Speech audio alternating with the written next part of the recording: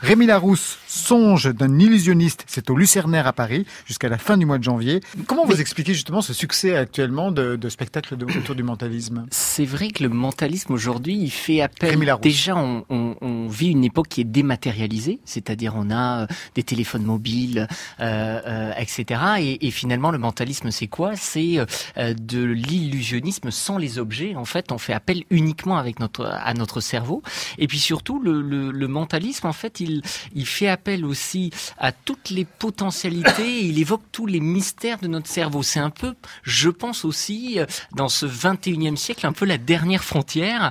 Et je pense que ça joue aussi. On voit beaucoup de livres qui sont écrits sur le cerveau, et c'est quelque chose qui fascine. Et puis peut-être aussi que les mentalistes donnent aussi à voir le futur, peut-être ce qu'on pourrait faire, peut-être dans 30, 40 ans. Qui a été le premier mentaliste?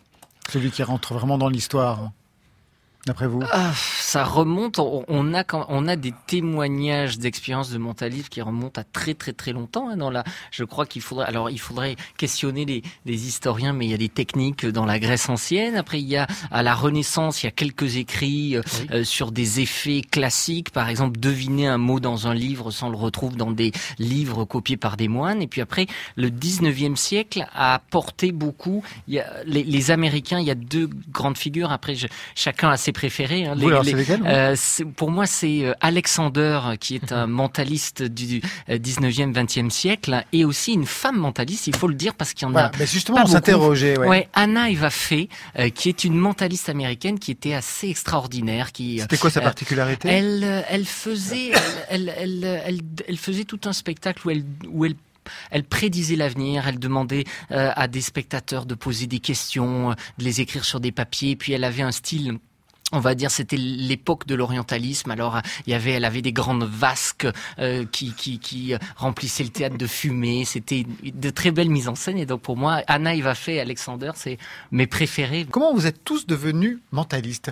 Quelle était, l'origine de cette vocation? Moi, j'ai vu dans un cirque, j'ai vu un hypnotiseur au début dans un cirque. Et il y a très longtemps, quand j'étais tout petit, dans le sud-ouest, dans ma ville village de François Bayrou. Je vis à Bordère. Je suis plutôt documentaliste.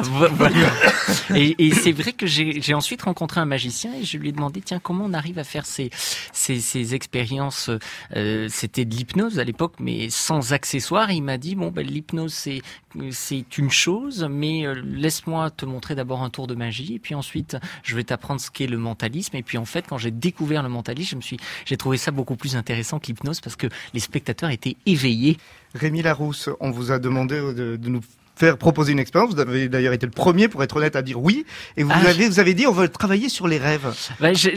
J'ai proposé ça, mais en sachant que ça va peut-être pas réussir, parce que c'est justement, quand on fait du mentalisme, on traite avec l'humain. Il y a une interaction, et c'est vrai que le spectacle que je joue au Lucernaire, Songe d'un illusionniste, c'est sur le thème. Chacun va devoir faire la même chose. Sur les thèmes des rêves et des cauchemars aussi. Et vous m'aviez dit, Benoît, que vous ne rêviez pas beaucoup, c'est ça? Oui, enfin, je me souviens pas de mes rêves. D'accord. Écoutez, je vais essayer de vous demander. Alors, si vous ne rêvez pas, je suis pas sûr que ça fonctionne. Mais je vais essayer de vous demander de penser à un rêve, ou peut-être de penser à une image, un symbole que vous pourriez retrouver dans un rêve. Oui. Vous l'avez en tête? Mais il rêve pas. Il rêve pas et il fait pas rêver. Non, mais ça voudrait dire que ça remonte à loin, quoi. Je ne sais pas. Oui. Je pense à quelque chose, oui. Bon, si on essaie, essayez de vous représenter cette chose comme si vous la dessiniez sur un écran blanc. Je sais pas si ça va marcher, sinon on essaiera autre chose. Et oui, voilà, donc ok. Très bien, mais bon, oui, à peu près. Je suis très mauvais dessinateur. Est-ce que c'est quelque chose de simple? C'est pas pas un Picasso. Non, c'est assez simple. C'est quelque chose de simple. Je suis pas sûr que ça marche. Rémi Larousse est en train de prendre un carnet à dessin si ça va marcher. Et d'un gros feutre noir. Il dessine quelque chose qui nous est caché pour l'instant. Est-ce que vous pourriez nous dire l'image qui vous est venue là en tête? C'était une porte. Une porte? Oui. Alors j'ai dessiné quelque chose sur le bloc-notes. Peut-être que vous pourriez le dire à haute voix, mais je crois qu'on est pas mal. C'est bien une porte. Merci Benoît. Mais vous allez pouvoir rêver. Vous pourrez rêver beaucoup plus, je crois. Laissez, faites confiance à votre imagination et ouvrez les portes de votre inconscient. Mais vous êtes téléphoné avant? Non, rien du tout. Vous n'êtes pas complice.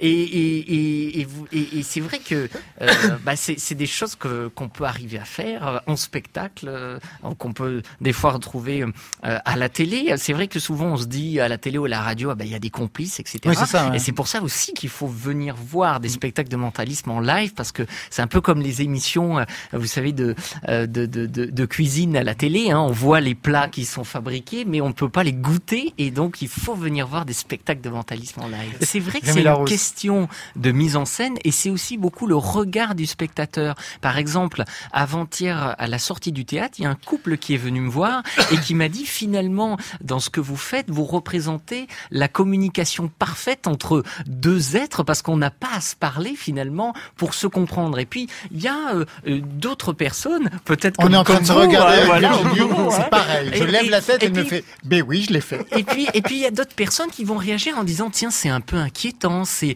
un peu inquiétant. Puis d'autres personnes qui sont plutôt rationnelles, qui vont dire, mais peut-être qu'ils regardent les micro-expressions du visage, qui vont essayer de se rattacher à une piste. Et en fait, tout ça, finalement, c'est la mise en scène des mentalistes, et c'est une question finalement de mise en scène et de cadre qu'on va créer pour le public. Peut-être pour nos auditeurs, ce qu'il faut peut-être préciser, c'est que finalement, si on devait en une ligne résumer ce qu'est le mentalisme, après chacun a son interprétation, c'est qu'on va créer l'illusion d'un sixième sens en utilisant les 5 sens. Et on va avoir des techniques qui sont inspirées des illusionnistes. Des fois, on va avoir des techniques plutôt psychologiques. On va parfois faire appel à la mémoire, aux mathématiques, aux probabilités. Et en fait, c'est tout ça ensemble qui crée cette illusion de mentalisme. Et c'est pour ça que c'est parfois très troublant, parce qu'on ne sait jamais, quand on est dans le public, sur quel pied danser. On ne sait pas si c'est une technique d'illusionniste, de magicien. On ne sait pas si c'est psychologique. Et c'est ça qui crée justement ce sentiment de surprise et qui fait qu'on est troublé, quoi. Dans l'histoire de la magie, il y avait, parce qu'il y a eu aussi du machisme, les femmes étaient souvent des assistantes qu'on coupait en deux, malheureusement, et elles étaient pas assez mises en avant, parce que c'était, et donc il y avait beaucoup d'hommes, c'était un milieu très machiste, mais ça a tendance à changer, c'est-à-dire il y a des femmes magiciennes, et puis il faut pas oublier, comme on disait, qu'il y a eu une femme mentaliste qui a rempli des théâtres, Anna Eva Faye, donc voilà. Tout est dit, il ne me reste plus qu'à vous souhaiter le bonsoir. À demain. Rendez-vous. Tu vas donner rendez-vous demain.